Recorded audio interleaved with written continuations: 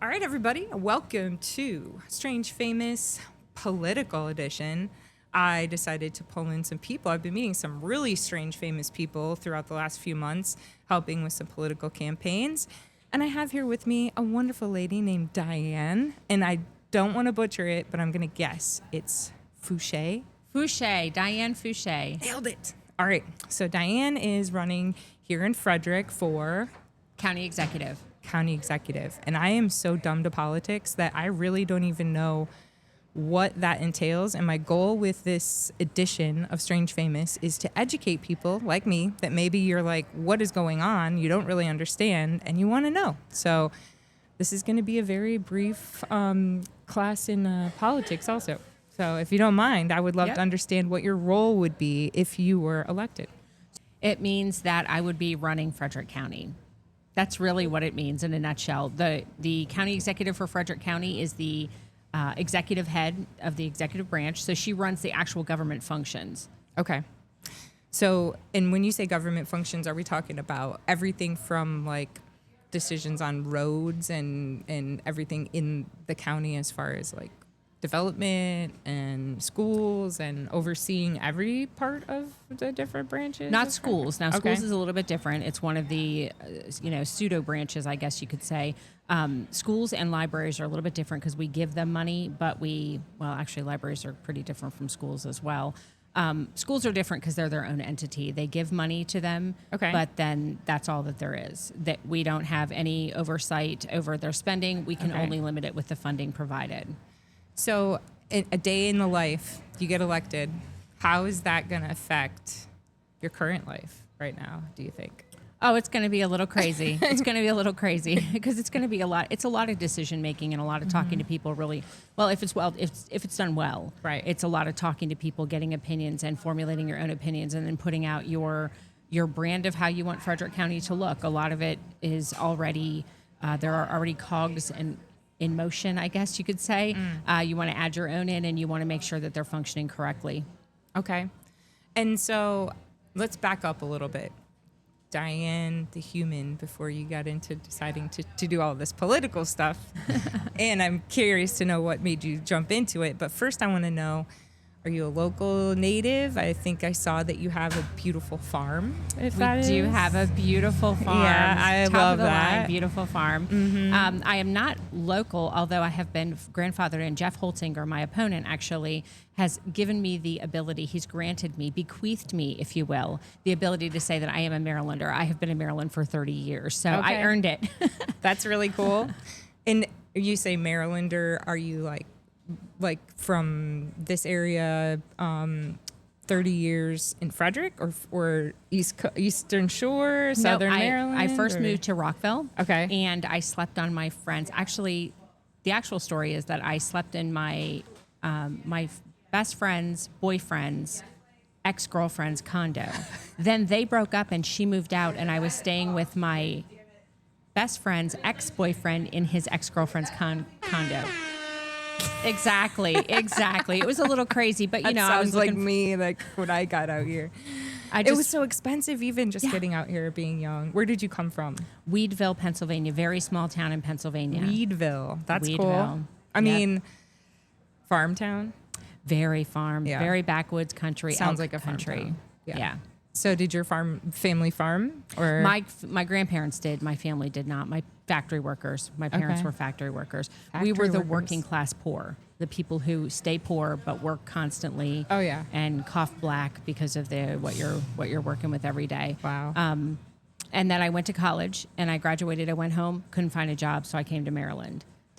Had a job in 5 days. Isn't that crazy? Took the first job I could get. Same. Any job I could get. It's so funny. I'm a Midwestern girl. I'm from Michigan. So like, it was very similar for me. Coming here, I was like, oh, man, there's so many opportunities. And then I went back to Michigan and it was like, do I want to work at the gas station or, go back to school and go into debt further? And I didn't really know what I wanted to do. And I had a bunch of job offers. I had an internship out here and I had a bunch of opportunities. And I was like, I'm just going to go back to Maryland. There were so many opportunities here. Yep. That's one of the things that kept me in Frederick, honestly, for the last, I've been here 14 years now. just opportunity. There's always opportunity. Like if you really want to change, pivot, shift gears, become a politician, whatever you want to do, it's like the land of possibility. Reinvention, I feel like it really is. And Frederick's such an open community to like change and pivot and out of the box thinking. And I love the creativity of Frederick. Yes. So it's the character. Yeah. I mean, so what are the things, like what is your favorite thing about Frederick County? The character. Honestly, it's the people and the character. When I first moved here, again, I was in Rockville for a couple of months maybe, and then I rented a room in Germantown, and then I moved to Clarksburg. And it was the North Clarksburg, which is Frederick County. And I lived there for 6 or 8 years before I bought my first place. And then, but when I bought for real, we knew it was Frederick County. My husband's a lifetime Frederick County. He's a Walkersville man. And that's where we wanted to be for sure. And I love the agricultural history, but I like the fact that the city's here too. Yeah. And just sitting here and watching people go by, that the life of the city, it's the heart of Frederick. Oh yeah. And speaking of, let's give credit where credit's due real quick. We are sitting right now at 401 North Market Street, right in downtown Frederick, right in the heart of Frederick, as Diane said. We're on the corner of 4th and Market. This is the home of everything Frederick. If you have not been here, you should definitely pop in. They've got tons of really cool, like, local artisans making foods and jewelry and crafts and just everything you can imagine. Shannon's always got a pot of coffee brewing that's here for free. If you just want to pop in, grab some Wi-Fi, sip on a cup of coffee, see who passes through. This is a spot for Frederick to come and enjoy. There is a new tattoo parlor in the back. If you're looking for some ink, Sisters Ink is now open. They have really great, amazing tattoo artists that Shannon imported literally. And I'm just really excited to be here. Thankful for Shannon and what she's done to give us this space. It's beautiful. Yeah, and I'm so glad that Diane was able to find it easily. It's not hard to find, lots of parking. So I always do, even though they have nothing to do with our show.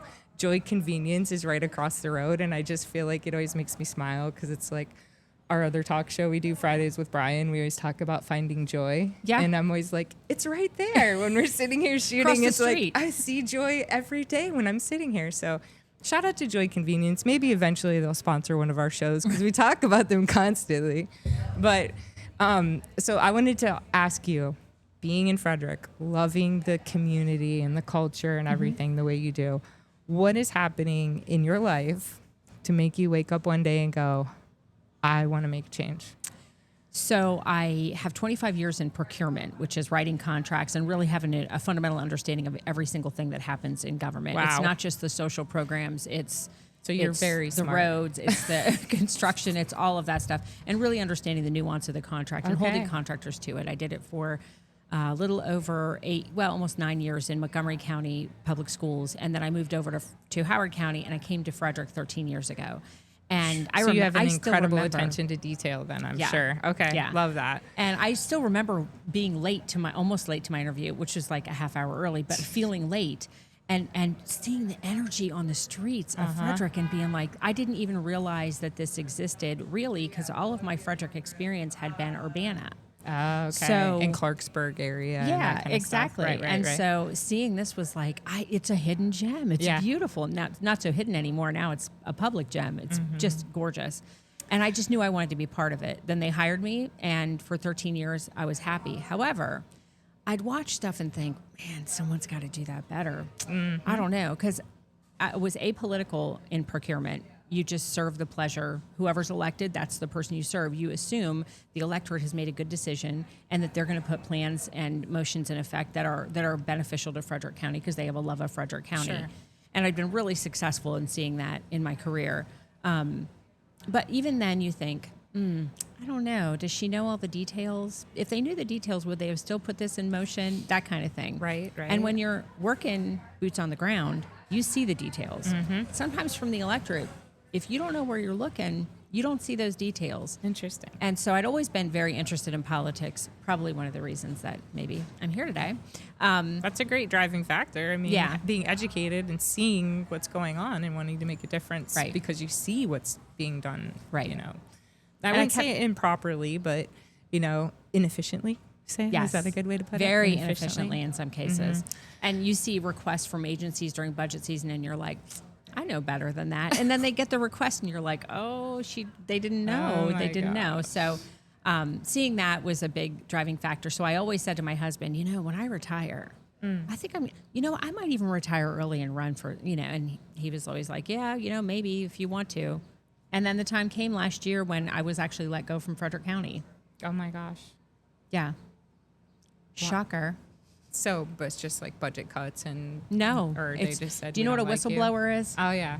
Yeah. So oh yeah. I always definitely know what a whistleblower is. I thought a whistleblower was someone who released a bunch of documents and ran to Russia, and that is a whistleblower. A Right. whistleblower is also someone who stops an entity from doing something illegal and then is retaliated against. And so that's why I have a Horse in the lawsuit race, right huh? now.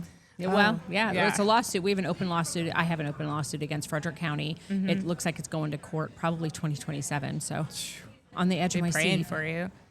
Yeah. Well, I know my dad went through similar experience when he was working. He was like a chemical safety guy for a huge rock quarry, and they were pouring chemicals that they weren't supposed to. And he was the only one that could sign off on this. And he was like, I refuse. And they said, well, if you don't sign it, we'll find somebody that will. And he said, fine. And they fired him. He ended up, same thing, whistleblower. He ended up going to court and winning, though. And because he was in the right, obviously. And he had all the evidence showing that he was just doing his job. Right. And it's illegal. So There's also that. he got, but it took years. And Yeah. it messed up our whole life. We had to move and lost our house and all kinds Yes. of stuff because of it. So, well, sometimes you have to fight the good fight no matter what and do the right thing, right? And that was one of the other things I wanted to ask you about also is nonprofits. This is specifically about an incident recently that happened in Frederick community. So I don't know if you're familiar with the Veteran Services Center. Have you been there? Yes. So there was a huge mural unveiled a few days ago by Reforge, which is a Okay. nonprofit.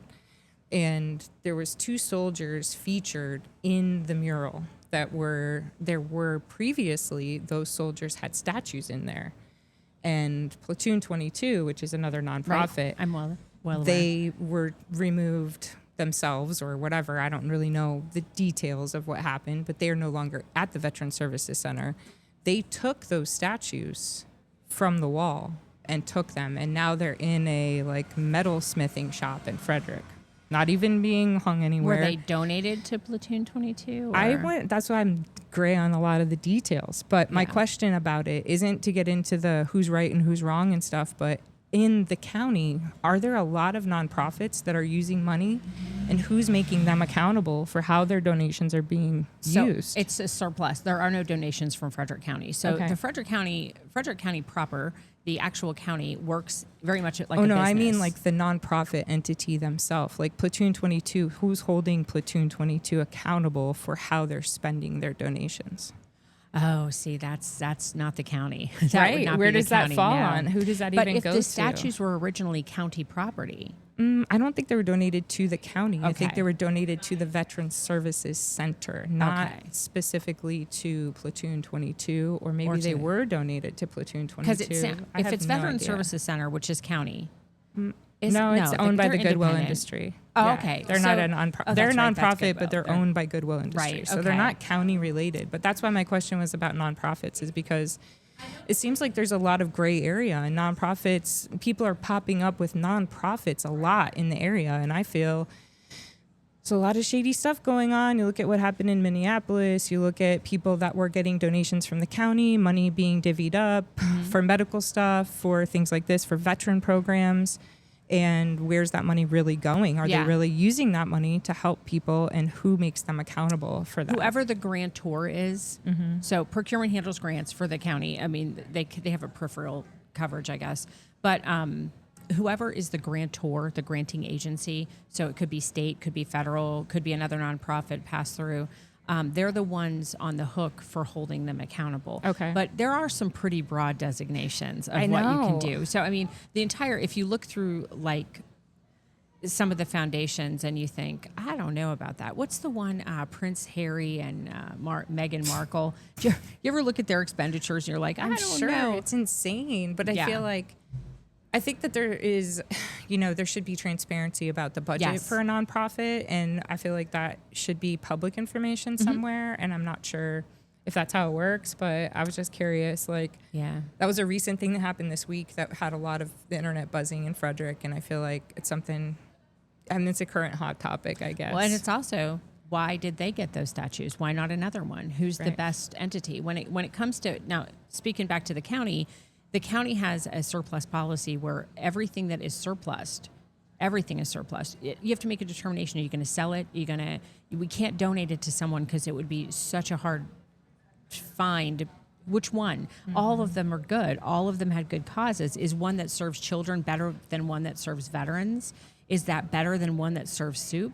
You have to make those determinations before you can, quote unquote, give anything away that's county property. Now, this is different. I don't know what Goodwill's. Yeah, I don't really know. I don't know what the actual stipulations were for the statues, like what they were supposed to be done, with them. I don't know if there was even a plan, but I just know that there's been a lot of people posting and talking about it on the internet, and I'm curious to know what you guys think. If you're paying attention to what's happening and I would love to hear your comments down below. Give us some feedback. I'd love to feel it out with you. And I like to hear what the people are thinking. What are the people out here thinking? What do you guys actually feel? What do you think is the right thing, based on your ignorant opinion, just like mine? Yeah, you really don't know. I don't know. I don't know the right thing. I know coming into it, I always thought, I even had Platoon was one of the people I raised money for with this same podcast. So I'm not against Platoon 22, so don't take this the wrong way. I'm just curious seeing nonprofits popping up everywhere. Yeah. Where's the visibility and the transparency and the accountability? Like, who's making them accountable for what they're doing with the money that's being donated to them? Well, I'll tell you a story about a nonprofit. So my first job in Maryland was collections. It's the job that came up. I remember my dad saying, "Why are you working collections?" And I was like, "They pay money." Yeah, I have bills. Right, I don't want to go into collections. So it definitely taught me like tenacity, like you got to keep going. But after that, I worked very briefly for a nonprofit. And very briefly, I mean, I started at the beginning of December and they gave me a $2,500 bonus within a week. This is back a long time ago when $2,500 was like $5,000. Yeah. And I was like, what? And they said, oh, yeah, we're nonprofit, so we got to dump money at the end of the year. But I've worked here 2 days. Listen, I'm not complaining, right? I took the money, right? I just didn't really understand how that happened. I think it was probably 27 or maybe. And I thought, I don't know about this. This doesn't feel good, So interesting. Kind of crazy.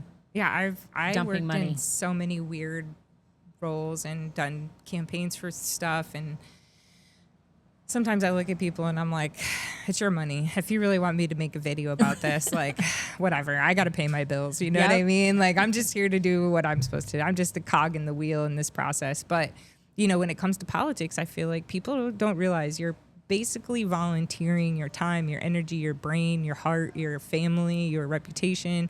You really are a public servant in a different level. I think you get scrutinized a lot more. You have a bigger spotlight on you. Is there anything that you feel right now in your campaign that you want to clear up, or anything you want to, just open talk about that you feel is a hot topic for you and why you're passionate about this? I mean, there's so many hot topics right now. It's talk crazy. To me, girl. That's what we're here for. Obviously, data centers. Data centers are just a hot mess. We should have had more buy-in from that community. It's not that they're against data centers, but getting slapped in the face with one, and oh, by the way, it's going to be twice as tall as we told you. Oh, by the way, there's going to be 5 times as many as we told you. Oh, by the way, there's an overlay that I'm disregarding to go with this bigger one. The IW2, that's disingenuous. What is the IW2? IW2 is the panel of developers and brokers that they put together to make decisions on the future of Frederick County land. Now, why would you have developers? This is why would you? Yeah, obviously they're going to say yes, we should do that. And you know what they decided to do? What? Develop. To what? Develop everything. Everything's going through. Yeah. So that's even having a farcical force put together to help give the administration of Frederick County some advice. Yeah. But packing it with people who are going to line their own pockets. This is not acceptable behavior by government at all.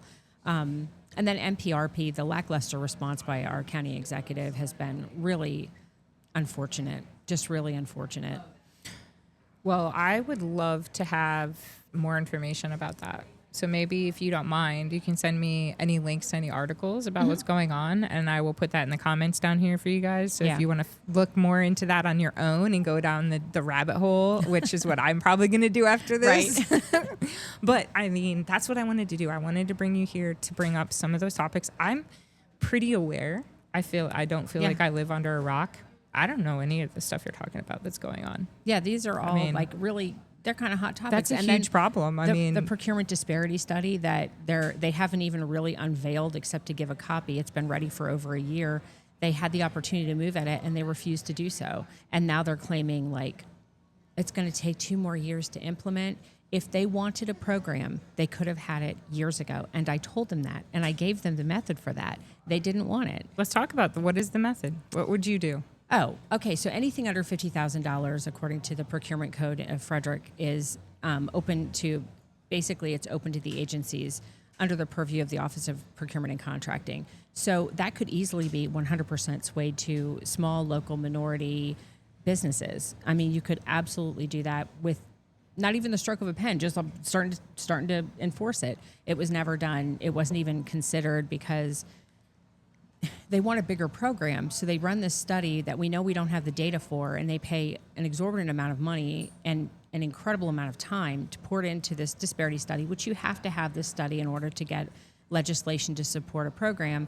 But early on, we knew we were not going to hit the amount of data that we needed. You can't just you can't say a subset, if you know anything about statistics, if you have only 1% of the population represented, you can't say that it speaks for a population. Sure. You have to have an actual percentage portion. We were unable to get it. It was really hard. Our old contracts did not require vendors that were awarded to keep subcontractor information, so we couldn't extract it from that. We can go back and ask them as a favor, hey, 10 years ago you did a contract with us. Do you have any information? No, right? Why would they? So it wasn't written in the contract. We had a really hard time finding it. We dug up as much as we could. We simply could not hit those thresholds, which means not that you can't go forward with some kind of program, but you can't hit the big points. You can't really direct money with that program. But even that being said, you could have started a small business initiative at any time. It wasn't done. So there's a lot of whitewashing right now of county government and trying to make it look like things have happened and things have taken place. The only real thing that's happened in the tenure of our current county executive is higher taxes. Oh, I feel that. Yeah. I think we all feel that. Yeah. I'm a business owner and a single mom, and trust me, I don't own a house, so I have no write-offs. I don't have that write-off at all for a mortgage. So unless I want to have a whole bunch of overhead costs that I don't need and find ways to spend money just so I have write-offs, basically I'm owing, thousands and thousands of dollars a month in taxes every month. And I don't have thousands to hand over. I'm like, this is insane. So I can't be the only one feeling the pinch. I think everybody, and that's one of the reasons why I was motivated to do this, is to try and create some exposure, to try and bring in people and give them a free place to speak about whatever they want to talk about. But I was, instantly drawn to you when I met you. I felt you had some kind of, just like a vibe. I feel like some people have a vibe, you know what I mean? And I was like, okay, she's got good energy. It's hard to find politicians that feel authentic. Yeah. I feel like a lot of people are just saying what they think people need to want to hear you say and la la la. Well, there's going to be plenty that you don't want me to say. Get me elected, but I would like some transparency. I would like some education. The heart of everything is transparency, and we lost it with charter government, frankly. It just walked away. But there are ways to bring it back. They just have chosen not to do that. And speaking of the pinch, I was going to tell you, electric bills are another thing. This is going to be data center driven. Right now, it's more Governor Moore driven, but it's going to be data center driven shortly. And also, why is Frederick in the middle of a drought, and yet the data centers are going to have unlimited water going through them? So we're not balancing very well. And this is I mean, Down County has a real problem with data centers. Now, Up County, I've heard some people say, oh, it's no big deal. It's kind of like, well, it's not my problem. It's not in my backyard yet. Right. Not yet. Right. So one person I heard speak about data centers is Chris Burnett. Yes. He had some really great ideas that me as a complete outsider looking in, I was like, that actually makes sense to me. I don't know anything about data centers, but he taught me a lot in about 5 minutes. He's very well spoken about it and very educated on the topic. So go check out, I think his website is Burnett for Congress, I believe, something like that. I'll put a link to that down here too. Shout out to Chris. But his influence was pretty heavy in the room I was in, talking about taking old, run down like warehouses and old industrial parks and stuff and renovating those spaces that are already kind of, they're already ruined. They don't have beautiful farmland. Instead of taking the farmland, taking farmland, why not take an old industrial site and renovate that? And hold the data centers accountable for the electricity that they'll use and the water that they're going to use. Tell me how you're going to do this, because you're not taking it from the citizens. Now, you're looking at Loudoun County. They're raving about, oh my goodness, they got a 39%, I think it was, I might be making up a number there, reduction in their taxes. But their electricity went up over 80%. So you're not balancing it out. So this revenue of money is going to be going into water treatment plant. It's going to be going from one pocket to another. And it's not going to the people. Right. The people have been robbed, and it's not going back to the people. And so any talk about this, and I'll tell you, Chris Burnett, unfortunately for Chris, he's up against these two powerhouses, Trone and Delaney, right? The multi-millionaires, maybe billionaires, fighting it out amongst themselves to see who can buy this section of Maryland, because they don't even live there. They don't even live there. They just want to buy a section. And they think that people are going to vote for them because I think they think that the voters of this area are sheeple, and they are not. I would love to see like a whole bunch of like John Deere tractors come with shit spreaders, Yeah. Just putting the idea out there, guys. If you really want to stop these people, why don't you just bring a couple of shit spreaders out millionaires, and paint the town, bro? Like, we need a real change in like people. Chris Burnett, he's grassroots and he has a heart for this area. Yeah. He has an actual plan. I love it. And I really, like I said, I never met him before that night. I met him at one of the local, what was it? A conservative club meeting. And he spoke there at the VFW, and I was like, wow, that is so sensible. And it's not like he's saying we don't need data centers. We do need data. We are going to need this technology, people. If you think that we're not going to need it, you're completely living under a rock, because every single device uses it. Every Siri device, every Amazon Alexa, every single smart if you're TV. Listening to this, you're using it now. Every single piece of technology requires data centers. Everything. And the more we have smart things, smart vacuums, smart everything, it requires more data, because all those things have technology that requires some kind of GPS, some kind of communication, Bluetooth, blah, blah, blah. So if we're going to keep building this network, we have to find a way to support it. So saying we don't want it isn't going to work. That's not going to work. And the other argument I heard, and this is a great one, someone said, we need less AI because it's going to like take over. And then the counter argument to that is, no, we need more AI to fight back against AI, right? So, I mean, either way, you've got it coming and going, but we just need to be honest with the taxpayers. We need to be honest with them. We need to tell them about it, and we need to let them help us make decisions that are going to be in the best interest of everyone. If we'd have taken Carroll County or Carroll Manor into account up front, we probably would not be in the situation we are right now. We didn't take anything into account. We let them build right up to the line. I mean, there's just... Yeah. Have you been down there? Have you taken a tour and taken a drive through? I've seen lots of pictures, and I looked at it on Google Maps and stuff, and it's crazy, but I should drive through there and get some video to put in this video and pop in here so you guys can see it. But I have a drone. Yeah. That's a good idea. If I disappear after this episode, you know where I went. I'm with Epstein somewhere. Yeah. Exactly.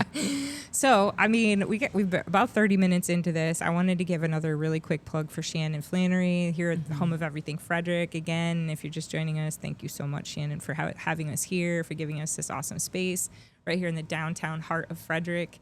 A couple of the other questions I have for Diane are Frederick related. What are your go-to spots for date night in Frederick for dinner? Carriage House. Carriage House? Come on. That's some good food. That is good. I love food. that It answer. is so good. Oh yeah, Carriage House is my. What's on the menu? What are you having? We're going in for dinner. What steak. I'm having steak with they have a blue cheese like sauce. I don't even know what it is. Oh man, it just melts. It's so good. Their potatoes. That sounds amazing. I don't know what they put in them, but it's addictive. It's a problem. Like I have to actually like caution my portion on the potatoes. But everything they do is really just excellent. Love that. Yeah. And do you have a husband? Oh yes, I do. Yes, I do. And how is the husband feeling about all of this? Is he like obviously supportive? He's so supportive. Yeah. His dad is my campaign manager. Aw, He ran for delegate that's years so ago. cute. So yeah, their Okay. family, they absolutely support it. My husband is my chief sign hanger, my husband and my son. My son has to kick the edge of the sign when they get up. He stands there, he's 10, he watches dad Make put sure it it's in good. kicks that edge, kicks a tire like that. So Yeah, cute. you should definitely get videos of that. And my daughters are 16 and 15, and I call them my entourage. So I'll say, oh, I'm speaking. Can I bring my entourage? And people are like, well, how many is it? I'm like, they're my daughters. Yeah. I take my daughter. She's 19 now, but I take her everywhere. Everywhere. Yeah. So at Carriage House, what's your husband going to get? See how well you know him. My husband, I can tell you right now, T-bone. He's going to get the biggest steak that he can get. He will look at the Rare, wing steaks medium rare, well done? Well done. He's a well done man. Likes And his he's going to gristle. get potatoes and ask me what kind of potato I'm going to get because he'll get the different one and then he'll eat the rest Sure. of mine. Nice. Yeah. Love that. Yeah. And how many years have you guys been married? 11 years tomorrow. Aw. 11 years. So that's how you know 11 years later, you know Yeah. how to order for each other. That's when That's you know right. it's a good marriage. That's right. Yep. Yeah. I already know because that's what we're going to. That's cute. So one of the things that brings people to the show is that they're famous for something. Yes. And Diane pointed out to me that she is bird famous. I'm bird famous. She's bird famous. So I was like blown away. She's showing me all these pictures of all the birds she has on her farm. So please tell us about your birds. My husband he started when he was like 5 years old with some peepees, right, from Tractor Supply. Then he got into pheasants, and then he got into turkeys, and now we have a farm. We have a bird farm with only a couple hundred. It's a small farm, just a couple of hundred birds. Oh and my we do gosh. tours and stuff for Boy Scouts, Girl Scouts, Frontier Kids, all sorts of stuff like that. That is so cool. So you were making noises a few seconds ago. Yes. She does like all kinds of noises. Wait, first. Okay, so my only what's his favorite? successful noise is the turkeys. I go, that's what I do with turkeys. And they I answer call me turkeys. I'm a hunter, so I hunt turkeys. with a call. And I do have like a turkey call, and I have a box call, but I also do like mouth call, like and they like the hens when they're out pecking Yes. around, pecking for stuff. But I mean, that's pretty amazing. I can do a really crazy call, but I have to do it really loud, and I feel like everybody would be like, "What the heck?" But I can do a turkey, pretty good turkey. Do a turkey. Ready? Got it. That's the turkey. And then, of course, there's the peafowl. Oh, yeah. Ow, ow, ow, like that. And I have a great story about that. My daughter, we have corn cribs that we put up so that the peafowl can be in there and they can get their full plumage. Because if they're walking on the ground, if you keep them in a small pen, they don't have a chance Stunts to the fly. growth. They need to fly a little bit. And so they perch high and they fly around there. But one of our corn cribs, the door gets stuck. So one day my daughter, we're all up there watering birds. We take care of the barn. We're heading down. We're like, where is she? And one of the peacocks is going crazy, yelling, ow, ow, ow. And we're like, what? What is, I better go check on that bird. We go back, there's my daughter stuck. She goes, I've been yelling, help. She's like, Mom, help, help. It wasn't So, even the peacock, it was her. like less than a week later, she's stuck again. And this time I'm hearing from the back, assistance, por favor, assistance. she so- knew that you would hear Yeah. that. So we have, That's so cool. we have 15 or 18, I can't remember, emu. And our emu are tame enough that you can pet most of them. my gosh. And you can do selfies, which is really That is so cool. A selfie with an emu is very exciting. We grew up with ostriches, and they were not friendly. Oh, they're big. They They're were bigger. really big and mean. And I Yes. remember they kicked my uncle and broke a bunch of his ribs one time. And like Yeah. that was it. None of us were allowed to even try to touch them after that because they Yeah. were so aggressive. Yeah, They we were have huge. our emu are they're too friendly. They're nosy. They're just wanna softer know. too, aren't they? Like fluffy feathers versus Yeah, but like when feather you touch them, feathers. they're stringy almost. It's like human hair, not like a feather. You know what I mean? Yeah. But they're beautiful. I mean, you can. I use emu oil. Oh, blue emu. Remember Have you blue heard emu? of that? Yes. Yeah, it's so good for your skin. Yeah. I love it. It's like the crazy. number one ingredient in my favorite skin product called bio oil, Oh, emu oil. nice. I love it. Yeah, the emus are a lot of fun. The pheasants are different levels of mean. They're not the friendliest, but they're gorgeous. They're so We've got pretty. brown-eared, blue-eared, white-eared. We've got the Somring, Ejima, all the pheasants. And the Impian Mono's my favorite. They're really docile. They're big, though. I mean, they're big. Cool. They're beautiful. So what do you do with the feathers? Do you sell them? No, we do not. In fact, every time we have an event, I have to buy feathers from China because Just to have some to give out. Because by the time we get them, we just throw them away. We don't. But the feathers are beautiful. My grandfather always loved pheasant hunting, and collected pheasants and had them everywhere. I mean, he had live pheasants on the farm. He had peacocks, guinea fowl. Guinea are so cool because of the way they all run around together. They do. Yeah, and they look out for each other. Yeah, they're fun to watch them. Yeah. Just pecking we have about around 25, and then they run around. And this time of year, they start to separate out into different groups because they're getting ready to lay. So they're really loud too. They're better than any dog. Yeah, because they're terrifying to look at because they've got that weird horn thing. Red eyes, Yeah. Yep, they're loud. My grandma loves guineas. She has a bunch on her farm, but we grew up with hunting mostly, but then my parents ended up having house birds too. So we had a blue macaw for a long time. Nice. And Mac, he was so cool. He loved surfing. We had a pond, so he went out and floated around on the pond a lot on a surfboard. Nice. He was such a cool bird, but again, very aggressive to people he didn't like. Yeah, birds can be, and they can had a change. huge beak, and it was scary for people that didn't know him because even if he was just trying to warn you, it was whoa. When my husband and I were first dating, I said to him, why are you dating me? Because I have 2 little girls. I'm underwater on a mortgage. I have a crazy ex-husband who's trying to kill me, and I've got restraining orders and broken windows, all that kind of stuff. And you're so normal. And he was like, I have a couple hundred birds, and I'm going to hatch 1,000 this year. And I was like, you're a loser. Because I didn't know the beauty there's of the red flag I was waiting for. Because I thought, I immediately thought, oh, his house is full of parrots, and they just swoop at you from overhead. And then I thought, well, maybe he has an outside barn with parrots or bunch some of birds or something. Finches. And then he said they were game birds. So I pretended to know what that meant. I was like, oh. They play Google that Nintendo. Later. Right. They're into gaming. Yeah, Got it. So it was all the different pheasants. Yeah. And they're beautiful. Yeah, they are. They're so beautiful. I have 2 on my wall in my living room that I harvested in South Dakota, which I went hunting with this guy, Big Sean, and we went out, and it was just... What color? What kind are they? They're just regular rooster pheasants. Yeah. Ringtail, ring neck. Yeah. There we go. Ring neck. That's it. But that was my Beautiful. first and only time ever pheasant hunting. And I absolutely loved it. It was so fun. And there it's so different. It's like Wild West. Sure. You can shoot right out of your car. You can literally drive with a loaded weapon in the front seat. That's scary. And if you see a pheasant, let's say this was a rural area and you're driving along and there's a pheasant, as long as it's within 10 yards of the road, you can just get out of your car, and you have to stay within 10 yards of the road, but you can just shoot right off the road and kill the pheasant. And That's crazy. I couldn't believe it. I was like, no way. And this Did you guy's a eat the guide. meat? We ate a couple of them, but then we kept the Yeah. 2 that I got. I froze them and brought them home, and had Jennifer. I'm not going to remember her last name, but I'll probably remember it later. Of course. My taxidermist. I was going to give her a shout out, but I'm here for you in my heart.